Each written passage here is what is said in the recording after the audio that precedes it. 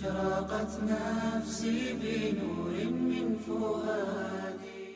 السلام علیکم ورحمۃ اللہ وبرکاتہ. ریڈیو HRDF میں خوش آمدید. اسلام کے شروعات میں پیغمبر کی بیوی حضرت خدیجہ رضی اللہ تعالی عنہا اور چچا کے بیٹے حضرت علی رضی اللہ تعالی عنہ سب سے پہلے اسلام قبول کرنے والوں میں تھے. رسول اللہ صلی اللہ علیہ وسلم حضرت خدیجہ رضی اللہ تعالی عنہا اور حضرت علی رضی اللہ تعالی عنہ کے ساتھ مکے کے مضافات میں ویران اور وسیع عرفہ کے سکون میں نماز پڑھ رہے تھے. ایک دیہاتی جو اس غیر معمولی منظر کو دیکھ رہا تھا اپنے دوست عباس رضی اللہ تعالی عنہ سے پوچھا، یہ کون ہے؟ یہ کیا کر رہے ہیں؟ یہ محمد ہے، یہ میرے بھائی عبداللہ کے بیٹے، ان کی بیوی خدیجہ اور ایک اور بھائی ابو طالب کا بیٹا علی ہے. محمد نے اب ایک نئے عقیدے کی بات کرنا شروع کر دی ہے، وہ اس کی عبادات بجا لا رہے ہیں. دیہاتی نے پھر پوچھا، یہ کیا کر رہا ہے؟ حضرت عباس رضی اللہ تعالی عنہ جنہوں نے اس وقت تک اسلام قبول نہیں کیے تھے، انہوں نے کہا، وہ کہتا ہے کہ وہ دن آئے گا جب کسریٰ اور قیصر کی سلطنتیں اس کی حکومت میں آئے گی.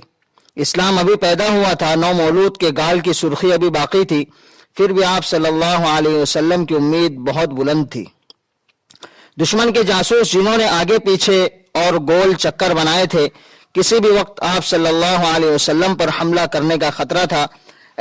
ایسے ایک خطرناک صورتحال میں پیغمبر اکرم صلی اللہ علیہ وسلم مدینے کی طرف ہجرت کر گئے.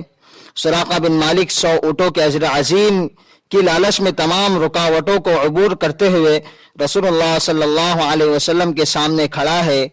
بلا شبہ محمد صلی اللہ علیہ وسلم نے سراقہ سے پوچھا، کیا آپ کسی ایسے دن کا تصور کر سکتے ہیں جب شہنشاہ فارس کے سونے کے کنگن سراقہ بن مالک کے ہاتھ لگیں گے؟ سراقہ اپنا توازن کھو دیتے ہیں.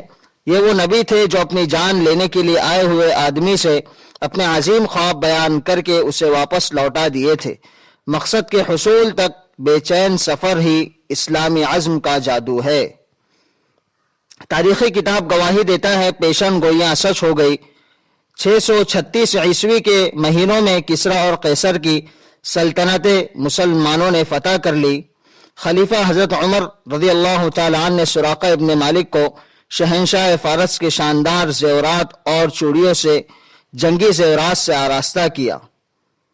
ظلم و ستم، جبر اور غفلت کے برے دنوں میں نبی کریم صلی اللہ علیہ وسلم نے بے خوفی اور فتح کے سورج کے طلوع ہونے کے بارے میں بتا کر اپنے صحابہ کی حوصلہ افزائی کی. ایک مثالی معاشرے کا محرک مقصد کے اصول کے پختہ توقع اور ایک لیڈر کا پر امید یقین پیروکاروں میں اعتماد پیدا کرتا ہے. وہ عزم اور محنت کے ساتھ آگے بڑھتے ہیں، رکاوٹوں کے پہاڑوں کو عبور کرتے ہیں اور مقصد تک پہنچتے ہیں.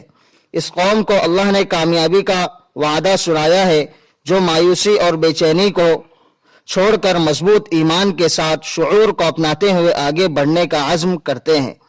اس لیے سمجھیے اور تیار ہو جائیے.